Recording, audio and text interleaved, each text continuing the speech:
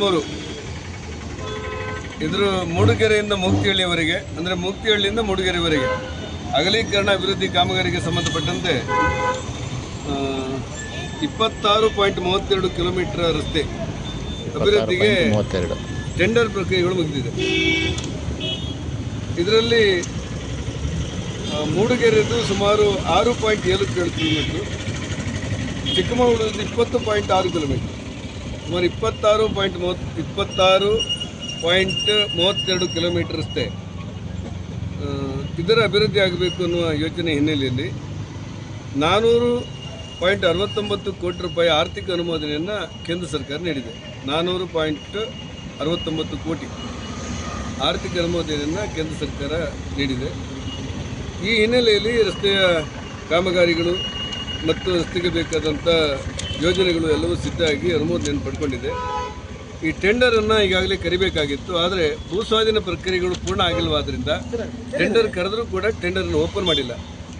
ಈಗ 21/3ಕ್ಕೆ ಟೆಂಡರನ್ನು ತೆರೀತೇವೆ ಅಂತೇಳಿ ಕೇಂದ್ರ ಸರ್ಕಾರದ ರಾಷ್ಟ್ರೀಯ ಹೆದ್ದಾರಿ ಪ್ರಾಧಿಕಾರ ಹೇಳಿದೆ. 21/3/25ಕ್ಕೆ ಅಂದರೆ ಈ ತಿಂಗಳು ಕರಿತೇವೆ ಅಂತ ಹೇಳಿದೆ.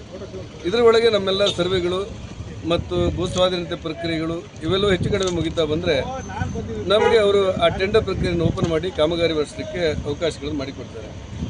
ಮೂಡುಗೆರೆಯ 6.7 ಕಿಲೋಮೀಟರ್ ಮತ್ತು ಚಿಕ್ಕಮಗಳೂರಿನ 20.6 ಕಿಲೋಮೀಟರ್ ಈ ರಸ್ತೆಯಲ್ಲಿ ಮೂಡುಗೆರೆಯಲ್ಲಿ ಸುಮಾರು 61 ಮಂದಿ ಫಲಾನುಭವಿಗಳಿಗೆ ಭೂಸ್ವಾಧೀನ ಆಗಬೇಕು. ಚಿಕ್ಕಮಗಳೂರಲ್ಲಿ 175, ಅಂದಾಜು 175 ಮಂದಿ, ಒಟ್ಟಿಗೆ 236 ಮಂದಿ ಫಲಾನುಭವಿಗಳಿಗೆ ಭೂಸ್ವಾಧೀನದ ಪ್ರಕ್ರಿಯೆಗಳು ಮುಗಿದು ಅವರಿಗೆ ಹಣ ಪಾವತಿ ಮಾಡಬೇಕಾದಂಥ ಜವಾಬ್ದಾರಿ ಇಲಾಖೆಗೆ ಇದೆ. ಆದರೆ JMC ಜಾಯಿಂಟ್ ಸರ್ವೆಯ ಸಮಸ್ಯೆಯಿಂದಾಗಿ ಇದು ನೆನಗುದಿ ಬಿದ್ದಿತ್ತು.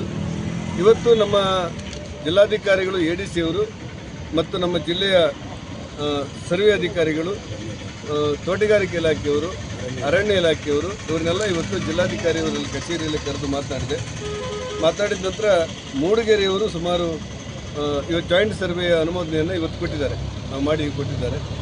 ಈ ಚಿಕ್ಕಮಗಳೂರವರು ಸೋಮವಾರ ದಿವಸ ನಾವು ಜಾಯಿಂಟ್ ಸರ್ವೆಯನ್ನು ಪೂರ್ಣಗೊಳಿಸಿ ನಾವು ಕೊಡ್ತೇವೆ ಅಂತೇಳಿ ಸಮಕ್ಷಮದಲ್ಲಿ ಒಪ್ಕೊಂಡಿದ್ದಾರೆ. ಆ ಹಿನ್ನೆಲೆಯಲ್ಲಿ ಸೋಮವಾರದಿಂದ ಪ್ರಕ್ರಿಯೆಗಳು ಪ್ರಾರಂಭ ಆಗುತ್ತೆ. ಇನ್ನು ಕೆಲವು ಸಣ್ಣ ಸಮಸ್ಯೆಗಳನ್ನು ನಿವಾರಿಸಿಕೊಂಡು ಈ ತಿಂಗಳ ಅಂತ್ಯದೊಳಗೆ ROಗೆ ಫೈಲ್ ಹೋಗುತ್ತೆ. ಆ ಸರ್ವೆ ಎಲ್ಲ ಮುಗಿದಿರುತ್ತೆ ಮತ್ತು ಅದರಲ್ಲಿ ವ್ಯಾಲ್ಯೂಯೇಷನ್ಗಳು ಎಷ್ಟೆಷ್ಟು ಬರುತ್ತೆ ಅಂತ ಇರುತ್ತೆ, ಮರಮಟ್ಟುಗಳು ಹೇಗಿದೆ ಅಂತ ಇರುತ್ತೆ. ಇದೆಲ್ಲವನ್ನು ಮಾಡಿ ಈ ತಿಂಗಳ ಅಂತ್ಯದಲ್ಲಿ, ಅಂದರೆ 15 ದಿವಸ ಟೈಮ್ ಕೇಳಿದ್ರು, ಆದರೆ ಹೆಚ್ಚು ಕಡಿಮೆ ಆಗಬಾರ್ದು ಅಂತೇಳಿ ಈ ತಿಂಗಳ ಅಂತ್ಯದಲ್ಲಿ ನೀವು ಕಳಿಸಿಕೊಡಬೇಕು ಅಂತ ಹೇಳಿದ್ದೆ. ROಗೆ ಹೋದ ನಂತರ ಅಲ್ಲಿ ಅನುಮೋದನೆ ಪಡೆದು ದಿಲ್ಲಿ ಮತ್ತು ಬೆಂಗಳೂರು ಮತ್ತು ಡಿಲ್ಲಿಯಲ್ಲಿ ಅನುಮೋದನೆಯನ್ನು ಪಡೆದ ನಂತರ ಈ ಹಣ ಪಾವತಿ ಮಾಡುವಂಥ ಕೆಲಸಗಳನ್ನು ಸರ್ಕಾರ ಮಾಡುತ್ತೆ. ಸರ್ಕಾರ ಅಂದರೆ AC ಅವರು ಮತ್ತು DC ಅವರು ಮಾಡ್ತಾರೆ. ಈ ಹಿನ್ನೆಲೆಯಲ್ಲಿ ಈ ತಿಂಗಳ ಅಂತ್ಯದಲ್ಲಿ ಎಲ್ಲ ಪ್ರಕ್ರಿಯೆಗಳನ್ನು ಪೂರ್ಣಗೊಳಿಸಿ ಟೆಂಡರ್ ಪ್ರಕ್ರಿಯೆಗಳನ್ನು ಮುಗಿಸಿ ಈ ಹಣ ಪಾವತಿ ಮಾಡುವಂಥ ಕೆಲಸವನ್ನು ಮಾಡ್ತೇವೆ. ಸುಮಾರು 236 ಮಂದಿಗೆ ಹಣ ಪಾವತಿ ಮಾಡುವಂಥ ಅವಕಾಶಗಳಿದೆ. ಆ ಕಾರಣಕ್ಕೆ ನಾನೇನು ಮಾಡಿದೆ, ಮೂಗ್ತಿಹಳ್ಳಿ ಕಡೆಯಲ್ಲಿ ಒಂದು ತಿರುವಿರುತ್ತೆ, ಬೈಪಾಸ್ ಅಂತೇವೆ. ಆ ಬೈಪಾಸಲ್ಲಿ ಕೆಲವು ಗೊಂದಲಗಳಿತ್ತು, ಅದನ್ನು ಇವತ್ತು ನೋಡಿ ಬಂದೆ.